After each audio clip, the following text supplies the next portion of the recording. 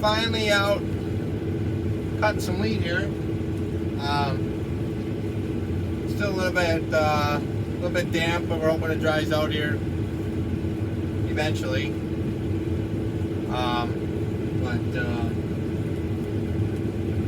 That's running real nice spring wheat. So finally, after a couple days, an inch of rain, I actually out here able to do something rather than sit in the camper and stare at the wall. So yeah, well, we're about 82% full right now. That's the other nice thing about the pipe bag is it tells you an exact percentage. You know, the combine's only going until about 75%, and then 100.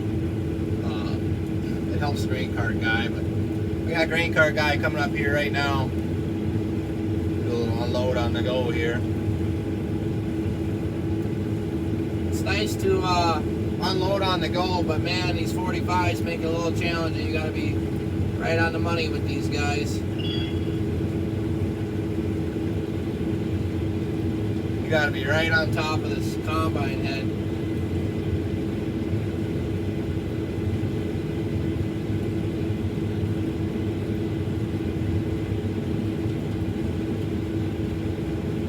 He's getting pretty full here. He's got over a truckload, so he's getting pretty eager to get out of here.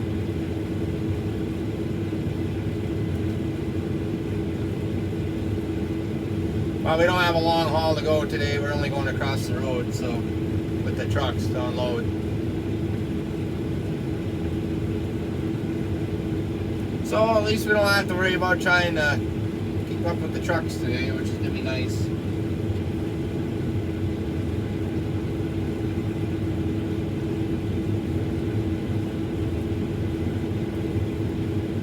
The adjustable spout, super nice as well. You can kind of shoot it everywhere in that grain cart. I'm going to shut him down early so he can go back.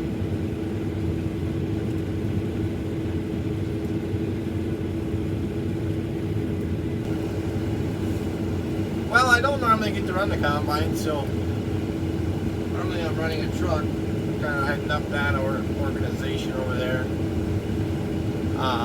So I do get to run the combine. I take full advantage of it. It's super nice to be able to get in here and just kind of set the house here, especially here in South Dakota. You know, we're in a full section right now, 600 whatever acres, 640 or whatever it is. Full section, square mile.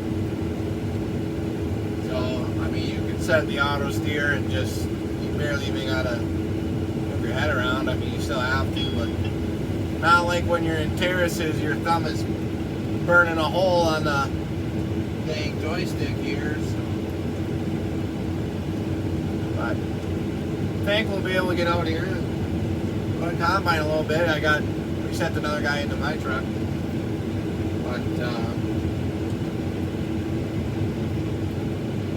sure is nice. I got to run, this is my second year adjusting it.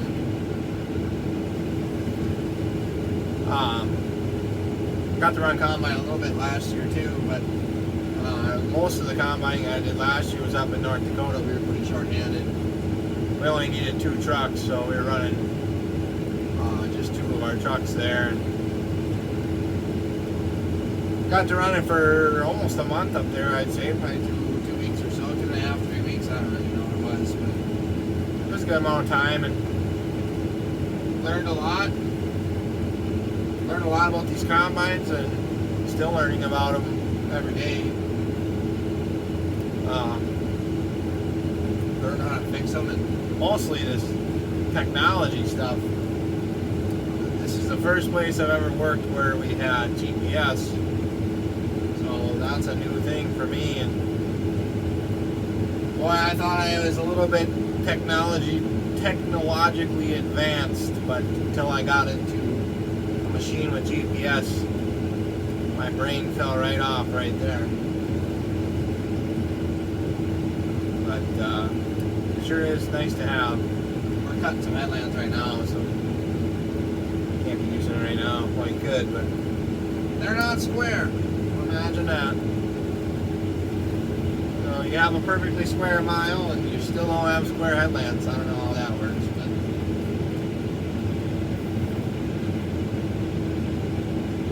yeah.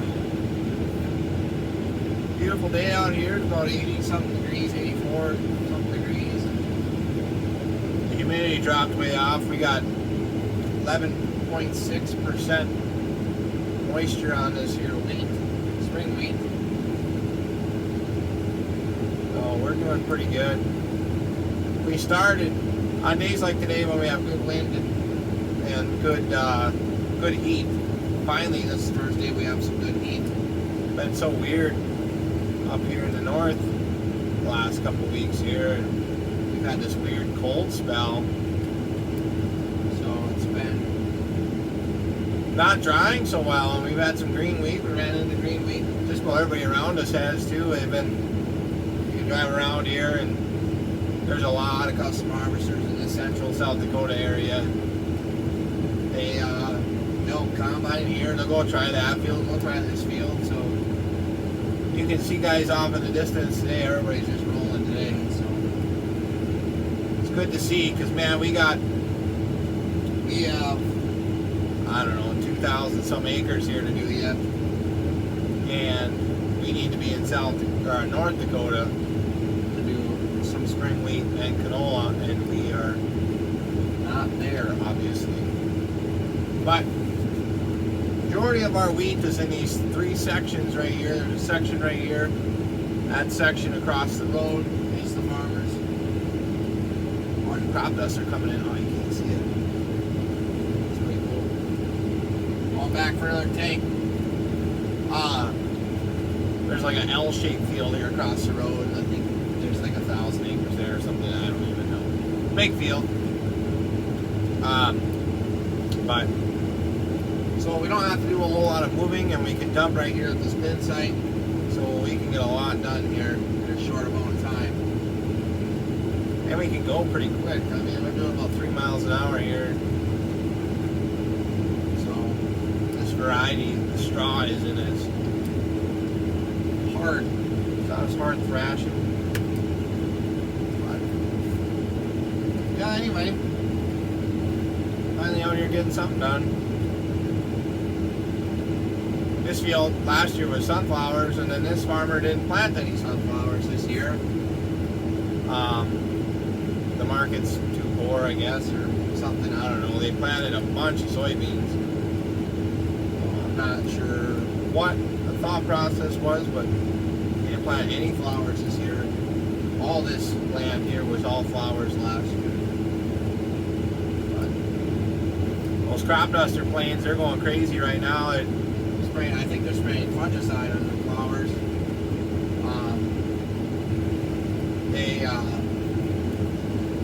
They can't run a ground rig sprayer on sunflowers. They just knock them all over. So they run almost all planes on flowers. At this time of the year, when the heads pop, they are just giving her. I mean, they're just, as long as they can fly and spray, I mean, they are out flying and spraying. Pretty cool to see. They fly super close to these power lines. They sprayed this field across the road last year. There's a power line right here, and we were watching them last year. I mean, right to the end. Oh, right up. My goodness. Thought you'd take the power line off, but guys don't mess around. They know what they're doing.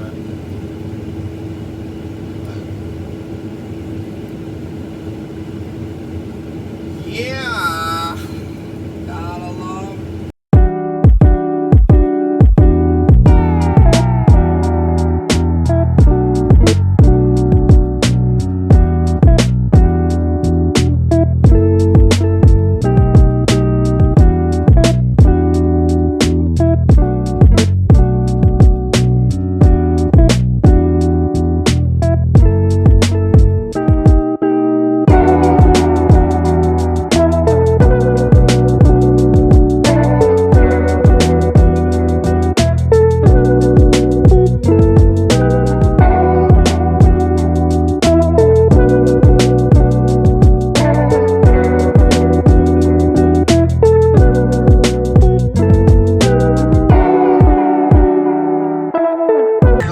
better view of the pipe egg here. The blue is what we have done. You can kind of see this. Turn the radio down here a little bit. You can see this ditchway here. We can't cross that, so there's actually like 3 kind of fields in this plot. Yeah, I'm just finishing up this. I'm the blue guy there, and I'm just finishing up this little. Just got a header and a half here. Well, 2 headers, but we took a sample out of the middle of the field back there, so this pass is only half the field long. So there's the other combine cart over there. We're getting after it. We're really cruising along. But we've been able to cut 2.5, 3 miles an hour. Everything's staying in the green, other than my crack seed. But I haven't adjusted the sensitivity, so you don't have to worry about that. Not that we worry too much about that anyway. Just look for rotor loss, which is this first one, and sieve loss, which is this back one, and then the high tailings volume, which is this one here. So, otherwise we don't worry too much, I guess. As long as we're not blowing it all out in the field. There's the combine over there. So, I got a little carried away here.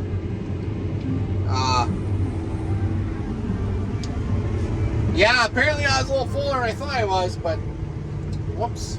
Well, that's it here. Just cutting back to the pickup.